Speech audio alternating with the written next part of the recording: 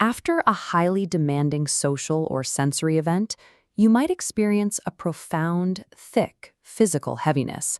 A mental fog sets in, accompanied by severe decision fatigue that makes even choosing what to eat feel impossible. This table compares ordinary physical tiredness with an introvert hangover. While physical exertion is resolved by sleep alone, cognitive, sensory, and emotional overload requires a full 48-hour neurological reset to restore the baseline. This diagram illustrates cellular exhaustion.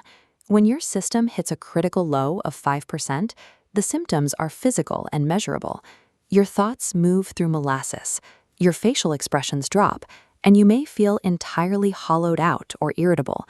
You are navigating a biological event with a measurable cause, a predictable arc, and a specific recovery timeline. Roughly 15 to 20% of the population possesses a high-resolution nervous system. This graphic shows how a high-sensitivity biological filter differs from a standard one. While most people treat ambient data as irrelevant noise, a high-resolution system actively processes microexpressions, lighting shifts, and conversational subtext. Deep processing provides sharper pattern recognition, but it comes at a high metabolic cost. The resulting hangover acts as an invoice for the detailed work your nervous system just performed. Guilt functions as a cognitive demand. It keeps the system running when it needs to shut down, actively preventing biological recovery.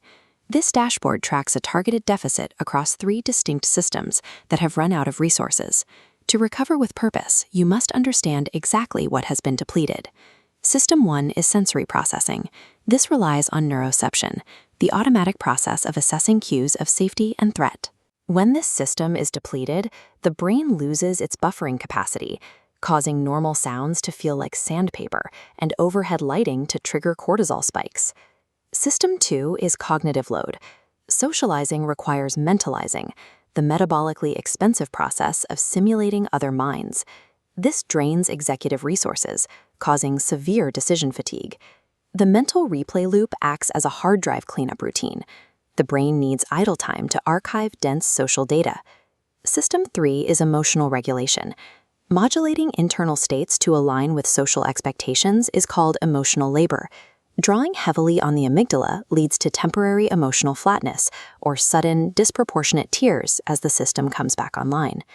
Because these 3 systems are entirely depleted, your body requires a structured, multi-system reboot rather than standard rest. This graph plots the 48-hour cascade arc.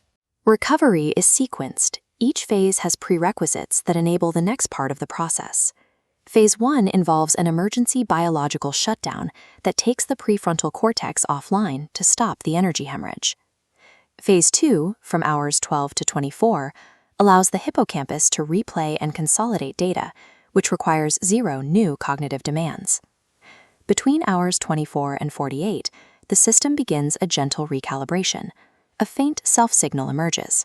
However, this first sign of energy is a danger zone. Placing high demands on the tender system now forces it to restart from a deeper deficit. Facilitating this biological cascade requires active cooperation with your physiology. The physical environment protocol reduces sensory input to the barest minimum. Dim overhead lights, utilize predictable brown noise, and wear frictionless clothing to remove tactile stress signals. Adding mild warmth, such as a heavy blanket, signals biological safety to the nervous system managing recovery.